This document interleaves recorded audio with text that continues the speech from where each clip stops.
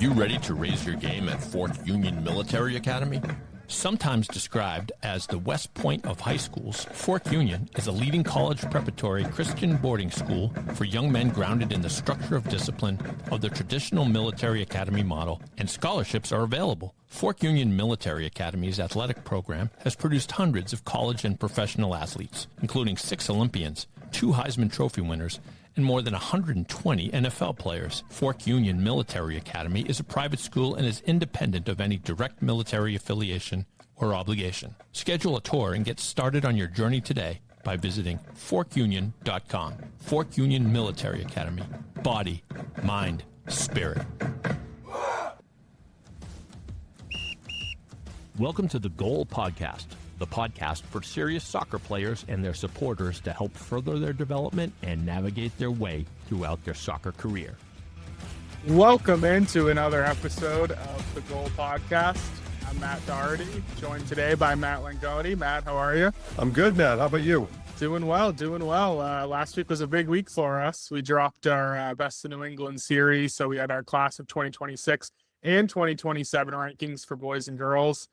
And we want to break it down today, sort of go through our thought process, how we came up with the rankings, what we looked for, what we didn't look for, all those things. So I'm sure we have a lot to talk about for this because it was we put a lot of time and effort into compiling these rankings, and they look good on the site, right? I mean, I've been enjoying reading both of our stuff, and feels like the feedback's been good too.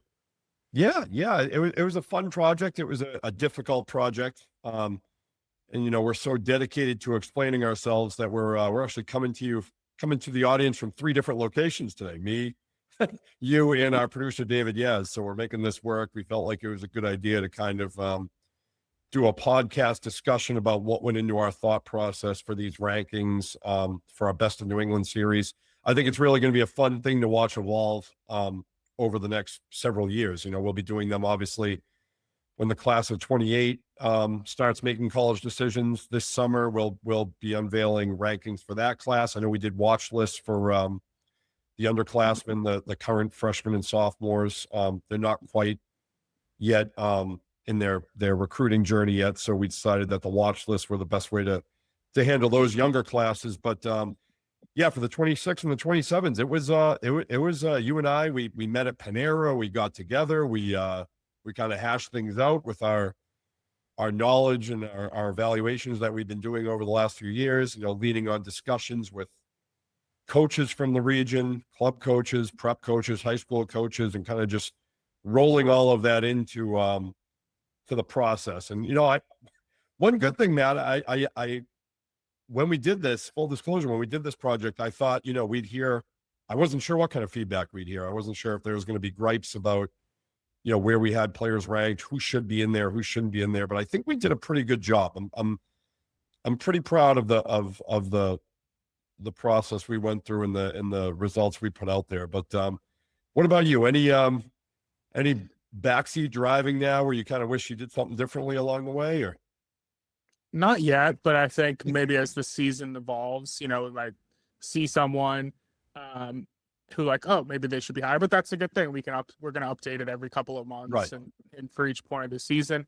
There are a few, you know, that I think in 2027, I think a few players I could have put a little higher that I'm thinking about now, and we'll get into that. But I want to start with 2026 boys. That was like the first list that we sort of banged out. And I feel like your knapsack knowledge really helped that list of knowing some of the kids that I'm not as familiar with. I feel like I knew the MLS Next kids, and you knew the prep school kids. And I think our list is a good combination of both. I mean, obviously some play both, but we had, you know, I feel like the MLS Next kids dominated like the top 10. But then after that, I think we had a lot of good prep school players that you were really familiar with. And I think looking at the list, like we had Logan Mona as our number 1 player. When Cristiano Oliveira, he signed a pro contract, so he kind of fell out of the mix for that. So I think Logan was an easy choice for number 1 without Cristiano. And then kind of take me through after that, like when you looked at the knapsack versus MLS Next, like how did you sort of weight that and compile the rankings based off the production in those 2 leagues? Yeah, it's interesting. It was interesting dynamic to navigate because, MLS Next, as you know, Matt, is like I mean, it's a pathway to the professional ranks. It's a pathway to high level college ranks. I mean, it's an elite platform and it's ever expanding. As we know, they have, MLS Next has two divisions now, with the academy division and the homegrown division, kind of trying to invite more talent into that platform and widen it out a little bit, which is good to see. But at its best, MLS Next is really good. As you can see with Logan Moniz as our one. And then we were very Revolution Academy heavy in our top 10 with, Eli Ackerman and Josh Polson and guys like that. I mean, you really can't argue with their results. Eli's committed to Notre Dame. Josh is committed to Duke. And a couple slots down in our top 5, we had Grant Emery, who is, another great player, committed to UConn, which you know him very well. And then Sam Cunniff for the Bulls. So, someone might say maybe there was a bias towards MLS Next from our top 10, but it's hard to ignore those results. And a lot of times when you're ranking prospects like we are, a lot of it, I mean, those commitments are a big factor. If they're, if a player is getting looks at Power 5 schools or going to a Power 5 school, at Duke, at Notre Dame, those are massive college programs. So it's hard when a kid is going there to overlook that fact. And that, a lot of times, and we all know that, there's players who are maybe Division I talent. Yeah. Someone might be going to their like, just because someone's going to a better school on paper, right, doesn't mean that they're better. Right. There might, there could be a player going to Connecticut College or Tufts or Wesleyan or, Colorado College, you name it, who have Division I abilities and could have played Division I, but maybe that high academic standard they're going to get at that NESCAC school or that Division III school factors in. So that was kind of my biggest, one of the more difficult things about going through this process is like weighing where these kids are committed. Because we've seen a lot of these kids and they're all tremendous players, and you can only really see what they do against the competition they're against. But that was difficult. So, it was a lot of splitting hairs. I think what I would say to maybe, our readers and people looking at these rankings is hopefully no one's splitting hairs or getting angry that somebody is ranked 13th and somebody's ranked 20th. I would say if you're in this top 50, you're a tremendous player. I mean, it's a huge region, New England, with a very rich soccer landscape. So if you've cracked this top 50, it's a great accomplishment. And I hope nobody's angry about someone being 41st or 29th. Like I think that's human nature. Maybe players are putting that on their own bulletin boards and being like, oh, NESJ ranks me 37th below this kid. I know I'm better than this kid. What the hell? Yeah. Right. And I'm actually cool with that. If it's motivation for players, if a player's motivated being 37th instead of 21st, awesome. Maybe in our next installment of these rankings this summer, they'll move their way up. Yeah.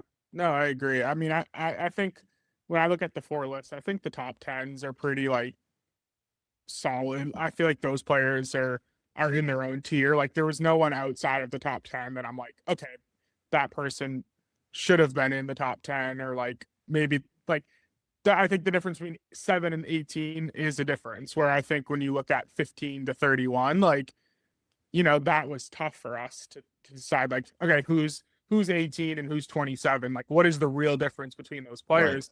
Right. For me, like, I think when I saw them in person, it's like who really flashed for me in the times that I saw them play.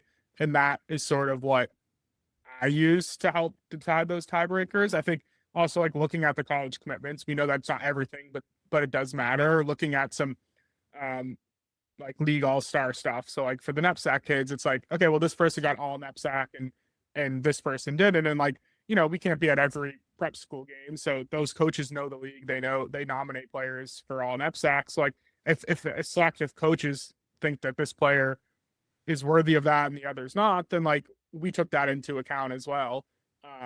But I think that was the toughest part of doing the rankings, because you could make a case for those to flip-flop in different directions. Yeah.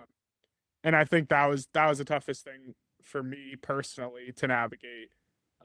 But I think trying to just look at that bigger picture of like who's had a biggest impact, who when I've seen them play, like, you know, some players just leave a bigger impression on you than others. And I think that's sort of something that I tried to focus on. And it seems like you did as well. And I think that was a good balance for us to compile it. Yeah. And another difficult thing when doing these is positional comparisons. Like if you're going to Right. put goalkeeper, which I did. I have a goalkeeper in our top 10, class of 2026, Berkshire's Emmanuel Marmolejo, who, I thought he was exceptional going back to like his sophomore year. Just huge leg, impact goalie, super athletic, going to Georgetown. So that speaks for itself. But that's the other difficult thing. You're comparing goalkeepers to midfielders to forwards to backs. I mean, comparing a right back to a center midfielder, Yeah. like players, versatility is a big thing. There's a lot of these players can fill needs all over the field. So that's another big thing that I think was a factor when ranking these players. But it was interesting because especially at the goalkeeper position, because that's a position that is so unique to everything else. I mean, for obvious reasons, it's just a different animal compared to every other position on the soccer field. So goalkeepers was a tricky one to evaluate because there's a lot of good ones, a lot of really good ones. Yeah. But before we get into that, we have to.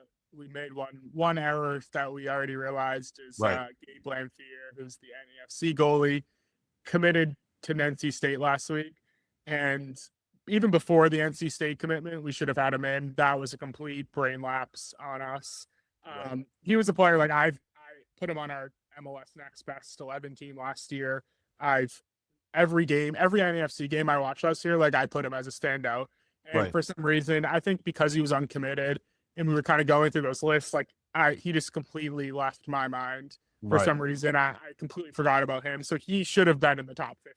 Yeah, that's a great point. And I think that's the one guy where I'm like, right. oh crap, like we forgot him. Well, we got to be honest. There's going to be, and there's going to be probably a couple more too. I mean, right. We did have a project. Yeah. No, I was saying we like this. 75, 100 names that we were kind of picking in. Sometimes they can get lost in there, unfortunately. With Gabe, we definitely dropped the ball on that one. No pun intended. No, 100%. And there's going to be players who slip through the cracks. That's one right there. But what you said is kind of an important aspect of that is the uncommitted players are difficult to gauge, especially less so in the class of 2027, because right now it's more of an even playing field where not as many players are committed. But when you get to February, March of 2026, the conventional wisdom is that at that point in the year, most 2026 players are committed. So you see, and that's for better or for worse. And there's probably still right now plenty of really good uncommitted players who are still weighing options and will end up at D1s and will end up at great programs. But that is a thing when you're in February and you're ranking these players and someone's uncommitted. It's hard to compare them to somebody who's already been committed to a Power 5 for like 6 months at that point. So that was still one that we missed. So Gabe will be in our updated version, I'm sure, when we redo it again this summer. As there may be other players that weren't in our top 50 right now. But that's the beauty of these rankings. I mean, it's ever evolving. We'll be updating these as they go. You're never going to make everyone happy. You're never going to get everything right, I don't think, when you do these. It's just it's fun and it's debatable, but which is what makes it fun. But I do think for the most part, I stand by the work we did. I think we did a pretty good job of this. We know there's going to be players and coaches that won't be happy about certain rankings, but I think we did. I don't know. I'll ask you, Matt, on your 2026 list. I think in a way the 2026 list was harder than the 2027 because there's more information on those players right now. So with more information, there's a wider considerable talent pool there in 2026. I found, at least. I mean, I thought we'll get into 2027 a little bit, but I found with 2026 it was difficult because there are so many players that we know of and have seen play. It was hard to whittle that down. Yeah, yeah. I mean, I think for me, like one player, for example, like I tinkered a little, but Maeve Staunton, who's, goes to Northwest Catholic in Connecticut, like I initially had her outside of the top 10. And then I think as I looked at the list more and kind of delved into everything, like a couple days before we published, I moved her into the top 10. And that was sort of like a last minute tinker for me that I feel good of. I was like, I feel like she's too low. Like she had an amazing career. One was an All-American, was committed to UConn.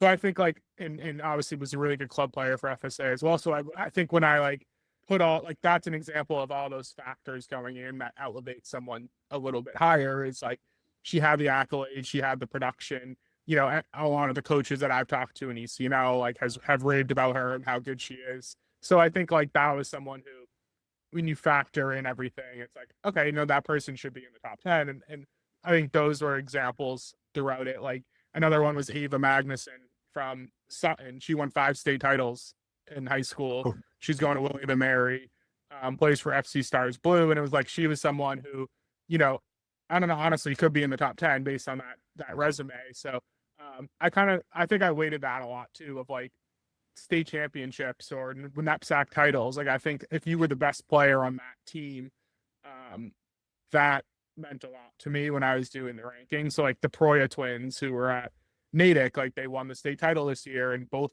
and one All-American, one was All New England. So like they like jumped up for me because of what they accomplished this year. So I think when we go to the 2027s too, it's like next year someone leads their team to a championship, like that's gonna help. That those type of things, I think, was what I was looking at when I was trying to like decipher the difference between 11 and 20.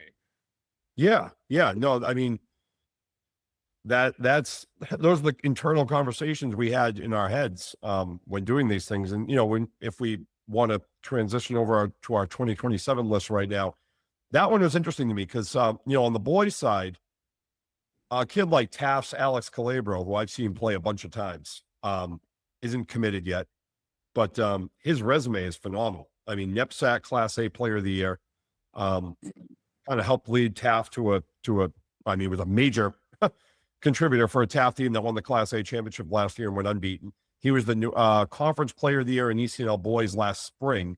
So he's on quite a heater right now. And he's he's a kid that when we first started putting together this list, I'm like, he might be top 2 or 3. I mean, he's in 2027. He's just got that kind of resume and that kind of skill set where he's such an impact player. And I do think he's going to end up at a really strong college program. But then when you dive into it, we both agreed that Revolution's Judas Akira was the obvious number 1 in that class of 2027. And then obviously he signs about, what was it, a week after or a few days, maybe like the next day after. It was the next day. It was the next day. He signed the day. Right. The day after we release our rankings for 2027, he signs a homegrown pro contract with the Reds. So obviously a tremendous prospect. So I think we were right on target with having Judah as our number 1 in 2027. Then you get, it's a bunch of NEPSAC kids coming in after that. Richard Sarpong not NEPSAC, but Preps. Woodstock Academy's Richard Sarpong. He's committed to Wake Forest, tremendous player. I mean, Woodstock is not a NEPSAC program, but a prep soccer program and a year-round model. He's phenomenal. Latu Keira from Brooks, committed to Duke, phenomenal player. Saw him play last year. Super speedy, very impactful. Just a great player. So the preps were well represented in our top 10 for the class of 2027. We also, of course, had plenty of MLS Next kids in there too. Mateo Sestito from IFA. He's in that top 10, top 5. William Spalding from the Bolts. He's in that top 5. Lucas Scalera from Beachside. So there was a good blend of preps and club talent in our top 10 for the class of 2027.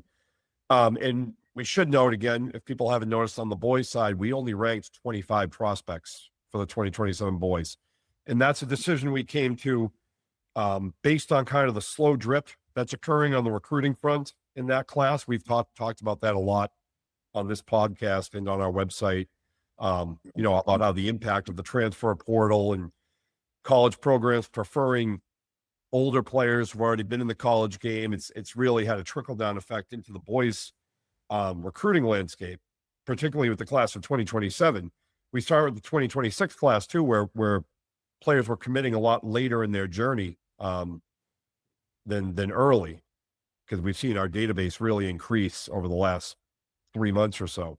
So, but I do think the 2027s the commitments will start to flow a little bit more freely with the 2027s, and we'll be able to increase that class size for our prospect rankings in the coming months. But I know for you, Matt, it was the opposite of with the class of 2027 girls. You had a lot of prospects to choose from, and you were able to do a top 50 for that.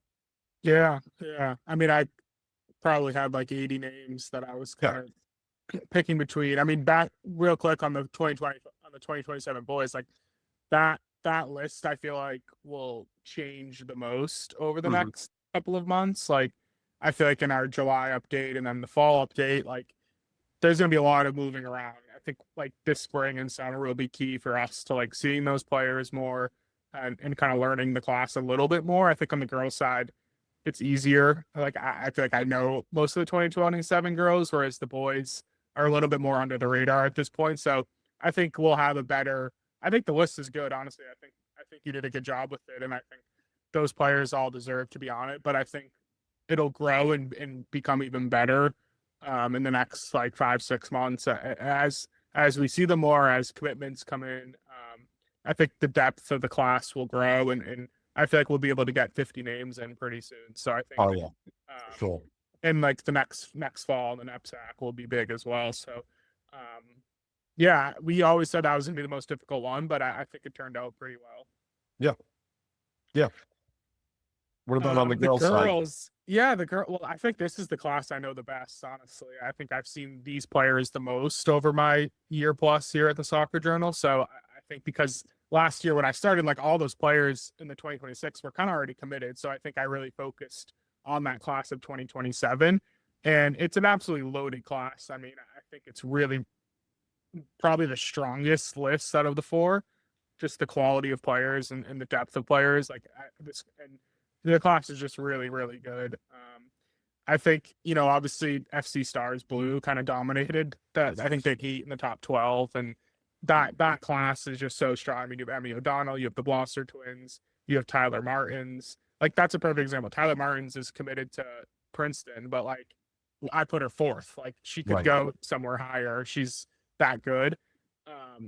But yeah, I mean, I'd say Chisholm 10th. She's going to Miami. She's won a NEPSAC title this year. Like, and I think in another class she could be like 2. It's just like that was sort of how good this class is.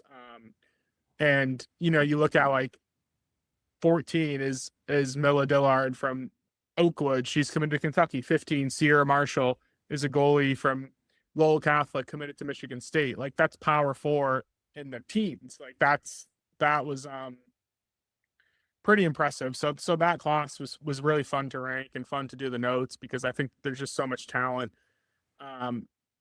in that class. Like, I think I had everyone there is either committed Division 1 or uncommitted. Like, I don't think I even put a Division 3 player in there.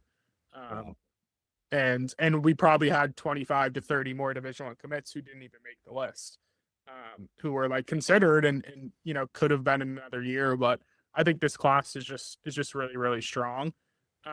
Going off that, like, I feel like some players, in my opinion, are like too low. It's like that was the hard part. Like, there were just some players in the 20s who like could be in the top 10 or could be like in the early teens that I don't know. It was really hard to do that. Like, Chloe Lang is someone that comes to mind, or Keegan Murphy, who's committed to Dartmouth, plays for Phillips. Pippin Taylor, another like Loomis star, were like in the late 20s, and it's like, well, they could have been in the top 20, but it's like, how do you balance that? Like, another one was Hannah Morris from Norwell, who I need to move up in the next update. Like, I put her 48th.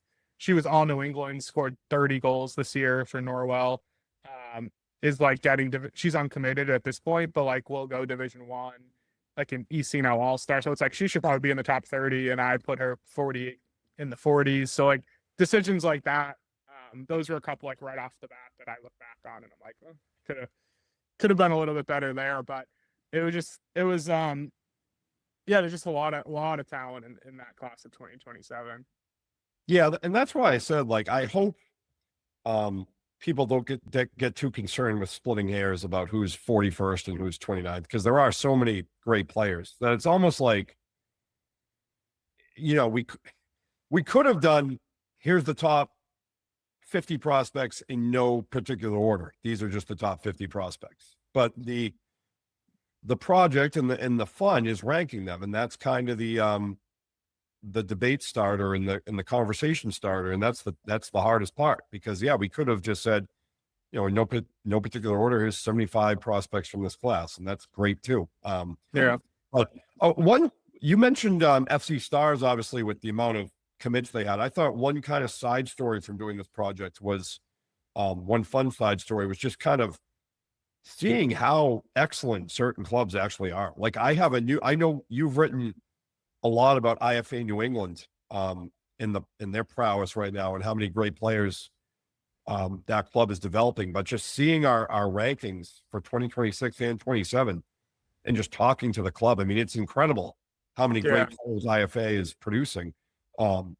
They've really, built a great brand in New England club soccer. It's a force right now. They're definitely the best right now. The Bolts are still great. The Bolts have been around for a long time, lots of tradition, still producing great players.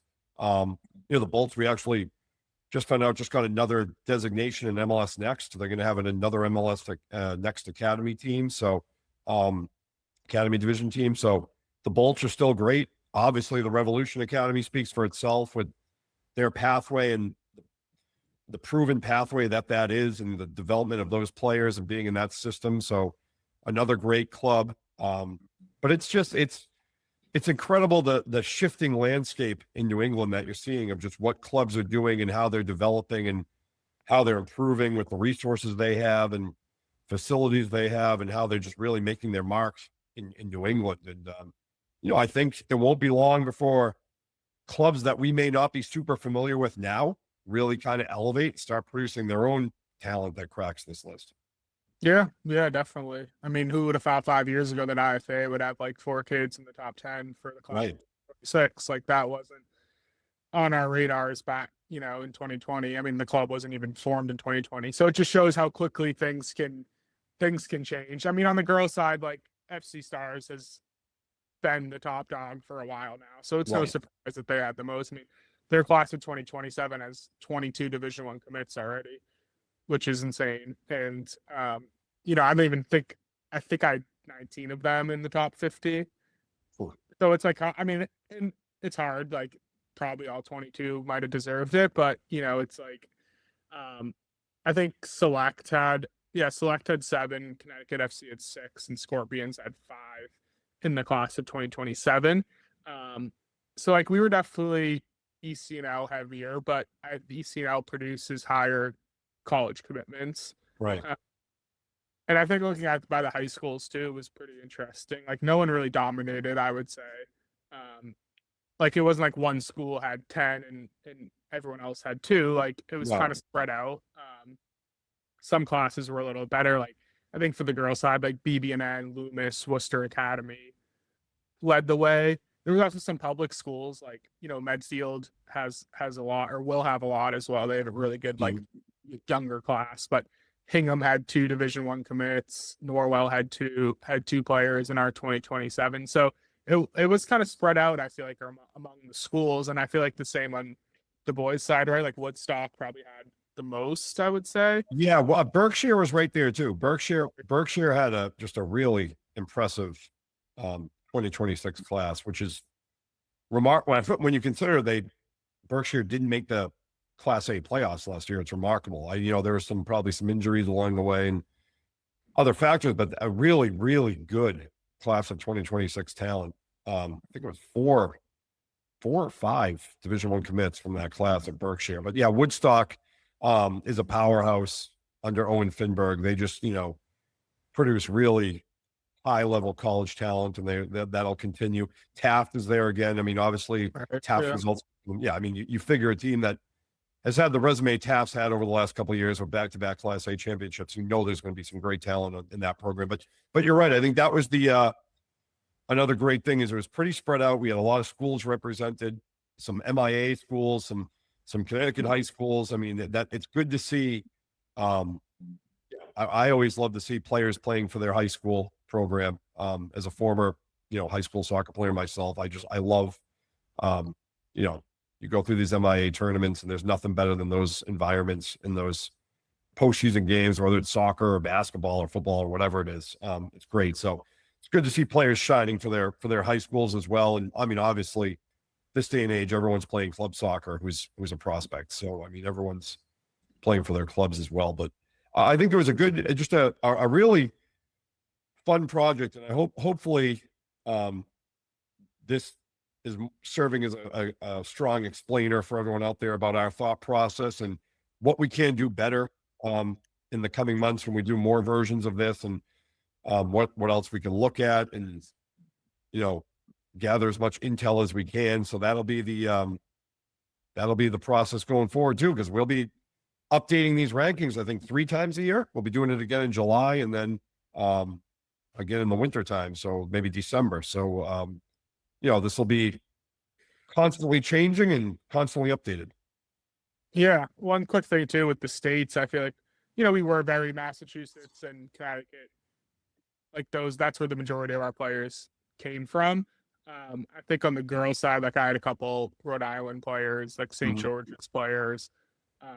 I think like that's another thing is the rest of the region. Like I think New Hampshire, Maine, Vermont, sort of we didn't rankle a ton of players from there. It's funny because a lot of those best players also probably play club for a team in Mass or a team in Connecticut. So that's a thing that maybe we will like refine as we move forward with this. But that's a good point. Like this was our first time doing it. I think we'll learn each time and take things away. And I think we'll be more accurate. I think it's already accurate, but we'll be better and as we do more and more familiar with it. But it was fun to do, and I hope everyone enjoyed it. And I'm looking forward for the next installment. Yeah, you're right. I mean, I it's a great point. We were accurate, I think, and we did do a good job, but there's always room for improvement. So we will continue to hammer away and get these lists as strong as they can possibly be. Should we do some extra time with David? Let's do it. All right. It's the end of regulation, so let's move to extra time. Yes, welcome back again to Extra Time, the segment where I have 3 questions for both our panelists here. No trivia today, so don't either one of you try to claim victory. I know you probably will anyway. Let's start with you, Matt Langone. First question. Other than Gillette Stadium, what's the best stadium or field in New England to watch a soccer game? The most memorable place perhaps could be high school, could be college. What spot would you choose, Matt? That's a great question. Thank you. I watched a soccer game last fall at Phillips Andover for the first time on Phillips Andover's field. It was great. It was a great venue, actually. That was it's fresh in my mind. And obviously being someone who covers a lot of prep in high school soccer, that was a great venue. It was one that I didn't expect to be as good. I was wandering around campus because I was there for the first time to watch a game, and I'm wandering around. Where's the field? Finally, someone points me in the right direction. It was just great. It was a beautiful day. Is it a sort of a classic New England setting? Yeah, classic, bleachers, like kind of like stone bleachers, like watching the game. It was just awesome setting. Just a really beautiful turf field. Just really good viewpoint of all the action. It was great. But there's been some good ones. There's some sneaky good college venues to watch. UMass Lowell's actually a fun game to watch. College soccer. There's been some great MIA venues across over the years. You don't steal Yeah, Doherty's. don't take mine. Sorry. I'm just going to hijack the episode at this point. Well, Good the answer. first one that came to mind, and I actually haven't been there, so this is kind of cheating. But Northfield, Mount Herman looks so sick with like the mountains in the background, like Yeah. that. I feel like we have those photos that we use a lot, and it's just like, oh my god. And my friend played there, so I feel like he used to post pictures, and I'm like, that just looks so cool, like the field and the backdrop. Yeah. So next fall, I gotta get out there, see Charlie, watch the team play. So that's I haven't been there, so that's cheating. And then like to watch, I mean, I have to give some shout outs to my alma maters, BU, Nickerson Fields, got a nice bleachers, good turf fields. St. John's Prep, just a beautiful, beautiful facility. Wish there were more stands. That's the only thing. Honestly, with the MIA state championships this year, we're at Doyle Field in Leominster, and I thought that was a really cool spot because it was kind of intimate, but also could fit a lot of people. So like the student sections got to stand kind of right on the field, and there was like a little rope, and I thought they were kind of like right on top of the action, which was really nice. That was probably my favorite MIA venue at where the state championship been held, because if you do the bleachers, they're like too far from the field, like you kind of want them right there. So they kind of feel like they're on top of you. So I would say those are the ones that come to mind for me. Very good. Very good. Gillette's too big too. Like there's Yeah. too much like empty space and like Is it? air. Yeah. Like, I think the new stadium's gonna be awesome because it's gonna feel more compact and loud. Yeah. Even if you get a rowdy crowd at Gillette, the numbers usually just aren't there. And if I were a player, I'd lament that you don't really feel the intensity of the crowd. Yeah. Right. So, yeah. What can you 100%. do? All right. Doherty, you can go first on this one. Yeah. What was the last time you recalled seeing a moment in a soccer game where you said, wow, I've never seen that before? So it could be a particularly athletic play. It could be a fluky play. Could be an unusual application of rules, or really anything else. And you said, wow, I don't think I've ever seen that before in a soccer game. You got one? It's a good question, David. Great question. Earning my Like earning bucks today. I mean, I saw a kind of a fan player fight recently, but I don't know if that counts. Sure it does. What was that all about? I haven't seen that before. It was one of the state championship games. There was the student section. As I was saying at Doyle, the fans are right on top of you. So the student section was harassing one of the goalies or screaming at one of the goalies, and then when the game ended, they stormed the field and went after the goalie, and then a whole erupted. I had never seen that before, especially at the covering like club and high school. There aren't many kind of brawls, so we got that. So that was the first thing that came to mind, but that's not really. I'm trying to think of like a rule change. Yeah, a cool rule thing. This is the kind of question that you'll probably think of it when you're later tonight, and you'll be like, "Oh, I should stop," but that's all right. Well, if you come up with a different one, Doherty, just I want to see what Matt comes up with here. Matt, what do you got? I've never seen that before in soccer moment. I mean, I always go back to the most like hilarious / awesome moment that I saw was when Zinedine Zidane headbutted the Italian player back in the 2006 World Cup, because it always sticks out to me as just a crazy play, because Zidane was like France's best player, and he got tossed out of the game. Italy goes on to win the game. I think in a PK shootout, actually. I'd have to check that, but actually, yeah, it was. And I just quickly looked. It wasn't a PK shootout. Italy wins. So obviously, as my rooting interest outside of the United States, I always root for Italy in the World Cup. So Zidane just headbutting him, just throwing his head right into his chest violently. I mean, stuff like that is actually relatively common in in soccer matches. The things do escalate sometimes, but the fact that he headbutted him was just hysterical. And I remember thinking, like, what the heck just happened? And I'm watching it, and I'm like, oh, he just got tied. It was just wild. I was watching it, I think my father and my brothers, and it was just, it's the always thing that comes to me when I think of bizarre moments in soccer games. Yeah, especially since he was like you said, their best player. Yeah, it's almost as bizarre as when in the there was a Celtics exhibition game in the 80s with the Sixers, and Dr. J and Larry Bird got into a fist fight, which was That's right. neither one of them ever known for fighting, really. And there you go. Right. Also, it's an exhibition game. The fight doesn't even count. All right. We move on to our final question here. We'll go back to you, Langone. The recently released trailer for the new season of Ted Lasso features beloved Coach Beard reading the book Soccer Women by Gemma Clark, kind of quizzically, because the plot of the new season apparently is that Beard and Ted Lasso, the coaching duo, are going to coach a women's team in Richmond. And so the question, that's the whole trailer, by the way. I just saved you 20 seconds. You don't have to watch it. I was going to say, I haven't seen it. Yeah. It's Coach Beard quizzically reading this book, trying to bone up on women's soccer. So the question is, what is the biggest difference between what men and women's soccer?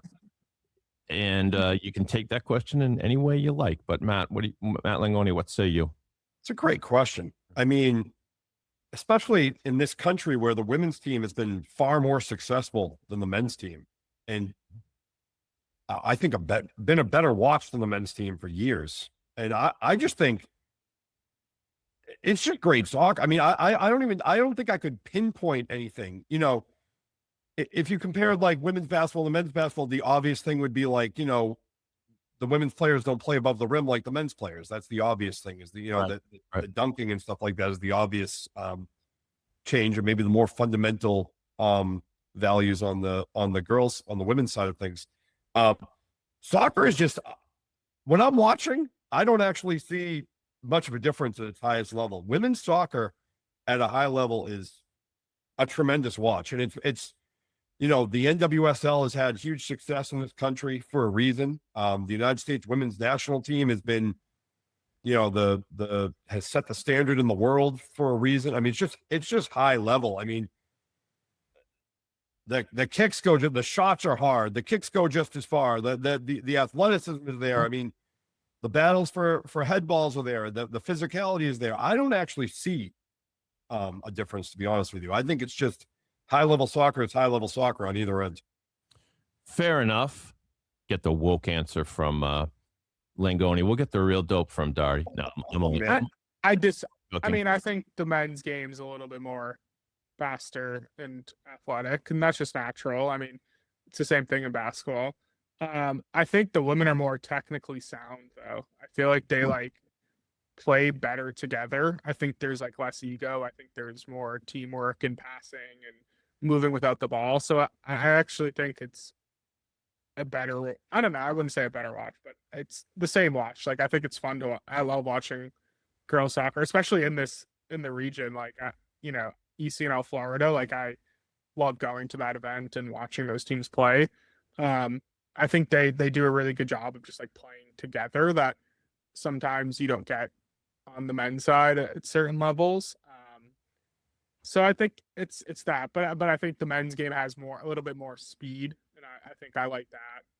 There's certain, you know, fast twitch movements that you don't get on the women's side. So I would say that's kind of the difference for me, but I actually agree with Matt that I think I like watching the women's product a little bit better. If you were Coach Beard and now coaching women in Ted Lasso, now coaching women instead of men, would your coaching strategy change at all? We want to make sure everyone knows that they should be certainly treated equally, but at our most honest point, we must say men and women are different. Do you think the coaches take different approaches? Matt L, do you want to quickly? Yeah, that's a great question. I mean, you probably do have to. I mean, I look at I always make basketball comparisons here, but Gino Auriemma has been coaching the UConn women for how long? And forever. He's as intense as I mean, I don't actually know, because he's as intense as it gets. He's as intense as finds whoever coaches on the men's side of things. I think who you are as a coach will work with either. If you're, I feel like you really got to be tricky. That if you're a coach, say you were a men's coach and you were going to go to the women's side, the women's game, I feel like to just change your stripes and become a different coach isn't going to work. I feel like you still, to a certain extent, have to be who you are as a coach and preach the same things. And if your MO is intensity and fire and getting after it, I think that still works on the women's side as well. I don't necessarily think, I think people could fall into a trap actually if they think they have to change themselves, because coaching is coaching, athletes are athletes. Yes, men and women are different, but like at the end of the day, these are high level athletes with the same goals as the high level athletes on the men's side. So I think you'd be doing a disservice if you changed how you coach completely. Good point. Doherty, your thoughts? I think, I don't think it's necessarily the coaching change. It's more the personality change. I think some coaches just relate better to the different gender. So like, I don't know if Gino or Emma coached men that like he would be as successful. I think like he works in that specific environment, and the same vice versa. Like a raw, Tom Izzo or somebody like that, hard nosed coach who's very intense might not, like a woman might not really relate to that or buy into that. So I think like it's more the personality that I think some coaches I think some could do both, but I think some are like specific coaching that specific gender, if that makes sense. And I think it wouldn't really translate over to the other. I think that if you ask a psychologist, they might say there are little differences, like, and who knows whether it's actually true, but I've heard that women prefer to receive praise in private rather than publicly in front of the whole team, when men would rather have it in front of the whole team. I don't know if it's true. Maybe not. I took a psychology of coaching class in college. Oh, yeah? Don't remember much, but that sounds right. I thought he was going to say that. Yeah. I don't remember much. But in the class, there was talk about how there's a different approach?